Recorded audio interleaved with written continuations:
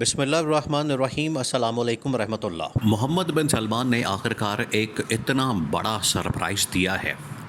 جو کہ اسرائیل کو اندازہ ہی نہیں تھا، نہ ہی امریکہ کو اس بات کا پتہ تھا۔ حالانکہ امریکہ کے ساتھ جو عالم اسلام کے ممالک کے سربراہان نے وائٹ ہاؤس میں ملاقات کی ڈونلڈ ٹرمپ کے ساتھ، اس ملاقات کے اندر یہ پرپوزل، یہ تجویز ڈونلڈ ٹرمپ کے سامنے رکھی گئی۔ ان کے سامنے یہ پرپوزل آیا تھا کہ اسرائیل کو آپ اس حوالے سے وارننگ دیں، اسرائیل کو اس حوالے سے آپ خبردار کریں، ان کو آپ اس حوالے سے ایک الٹیمیٹم دیں کہ اگر فلسطین کے اوپر یا غزہ کے اوپر اب ان کی جانب سے قبضہ کرنے کی کوشش کی گئی اور اس کے ذریعے سے سعودی عرب کی طرف راستہ بنانے کی کوشش کی گئی تو اس کا پھر بڑا سخت جواب آئے گا۔ اور یہ جو راستہ بنانے کی کوشش ہے یہ نہ صرف سعودی عرب کی جانب کی جائے بلکہ عالم اسلام کی طرف یا یہاں سے عرب ممالک کی طرف یا اسلامی ممالک کی طرف، کیونکہ قطر تو آلریڈی اس کے اوپر حملہ ہو چکا ہے، تو قطر کو تو اس بات کا آئیڈیا ہو گیا ہے، قطر کو تو اس بات کا پتہ چل گیا ہے کہ اب ہمارے اوپر حملہ ہوگا، عالم اسلام کے اوپر حملہ ہوگا، جس کی وجہ سے سعودی عرب نے کہا کہ اگر یہ فلسطین کے ذریعے، غزہ کے ذریعے سعودی عرب کی طرف آنکھ اٹھا کے دیکھتا ہے، اس کی طرف آنے کی کوشش کرتا ہے، تو اس کا بڑا ہی دو ٹوک انداز میں جواب دیا جائے گا۔ یہ جو ملاقات ہوئی تھی ڈونلڈ ٹرمپ کے ساتھ وائٹ ہاؤس کے اندر 10 اسلامی ممالک کی، اس ملاقات کے اندر عرب ممالک نے، اسلامی ممالک نے بڑا واضح طور پر ٹرمپ کو یہ بتا دیا تھا کہ اب ہم کسی صورت بھی اسرائیل کی مداخلت، اسرائیل کے جارحانہ قسم کے اقدامات یا ان کی جانب سے یہ جو گولہ باری اور بمباری کی جاتی ہے یہ اب ہم نہیں ہونے دیں گے۔ اب اس کے بعد ہوا کیا ہے؟ اس کے بعد ہوا یہ ہے کہ اسرائیل کے جو ارادے تھے، اسرائیل کے جو منصوبے تھے، اسرائیل ایک منصوبہ بنا چکا تھا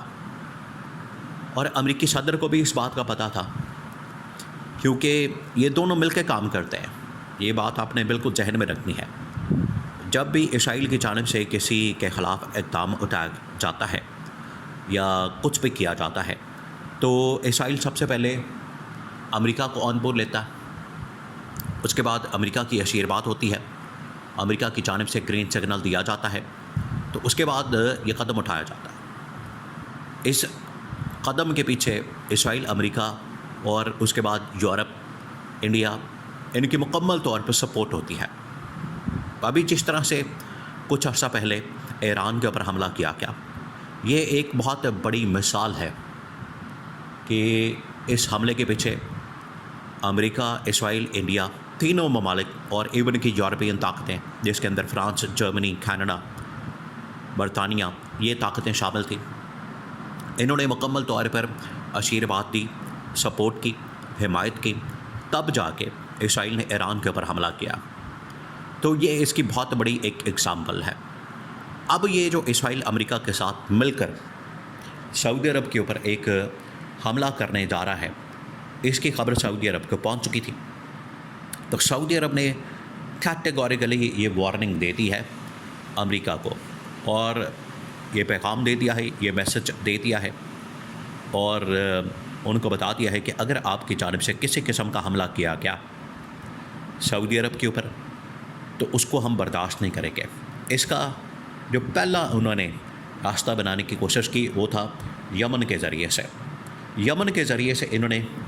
سعودی عرب کے اندر گھسنے کی کوشش کی، جس کو سعودی عرب نے بھانپ لیا، سعودی عرب کو پتہ چل گیا، اور اچانک سے کس طرح سے ہو گیا، آپ اس بات کو سمجھیں کہ جیسے ہی پاکستان اور سعودی عرب کے درمیان معاہدہ ہوتا ہے، اس کے بعد اچانک سے یمن کے اندر حالات خراب ہوتے ہیں اور اسرائیل وہاں پر اٹیک شروع کر دیتا ہے، حملہ کر دیتا ہے، یمن سے بھی حملہ کیا جاتا ہے اور پھر اسرائیل بھی حملہ کر دیتا ہے، تو دونوں کے درمیان ایک جنگ چھڑ جاتی ہے۔ تو یہ اچانک سے کیسے ہوا؟ اچانک سے اس وجہ سے ہوا کیونکہ اسے پتہ چل گیا ہے کہ پاکستان اور سعودی عرب کے درمیان ڈیل جو ہوئی ہے، اس کو سیبوٹاج کرنے کا جو واحد راستہ ہے وہ یہی ہے کہ آپ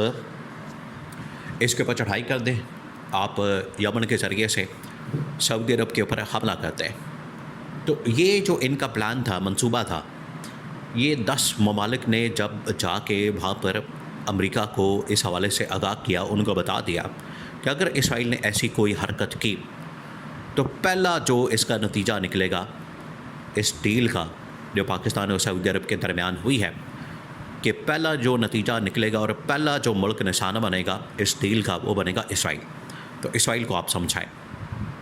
جس کی وجہ سے اسرائیل کو اس پروگرام کے اوپر، منصوبے کے اوپر، سازش کے اوپر عمل درآمد روکنا پڑ گیا. یہ بہت بڑا ایک رزلٹ نکلا ہے اس ڈیل کا جو پاکستان اور سعودی عرب کے درمیان ہوئی ہے. دیکھیں، آخرکار 10 سے 15 ممالک کو جا کے یہ بات کرنی پڑی. اب آپ اس پوائنٹ کو سمجھیں، یہ بڑا اہم ترین پوائنٹ ہے. آج یہ ضرورت کیوں پیش آئی کہ عالم اسلام کے ایک تو 10 ممالک کو جانا پڑا؟ دوسرا جو اس کا اہم ترین پوائنٹ ہے، کیا شہباز شریف نے جا کے وہاں پر بات کی ڈونلڈ ٹرمپ کے ساتھ؟ کیا وہاں پر پاکستان کے اندر سے جا کے کسی نے بات کی؟ اسحاق ڈار نے بات کی، آصف علی زرداری نے بات کی؟ کسی نے بات نہیں کی. عالم اسلام تقریباً 10-15 ممالک. اب آپ اس آئیڈیا کو سمجھیں. عمران خان بار بار ان کو کہتا رہا کہ اتحاد بڑا ضروری ہے، آپ آپس میں اتحاد پیدا کریں.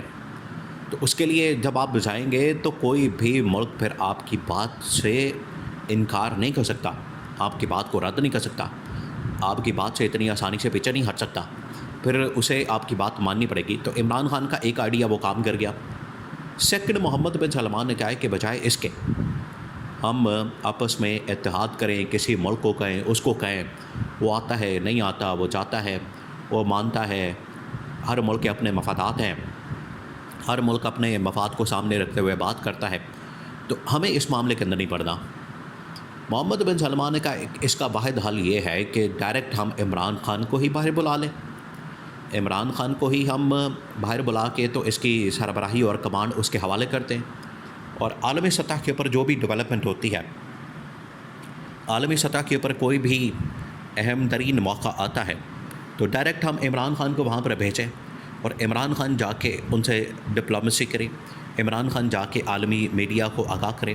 عالمی فورمز کے اوپر بات کرے، اور کسی بھی ملک کی جانب سے اگر کوئی سازش کی جاتی ہے، کوئی حملہ کیا جاتا ہے تو اس کا منہ توڑ جواب دیا جا سکے. یہ محمد بن سلمان نے سیدھا جو گاڑ ہے،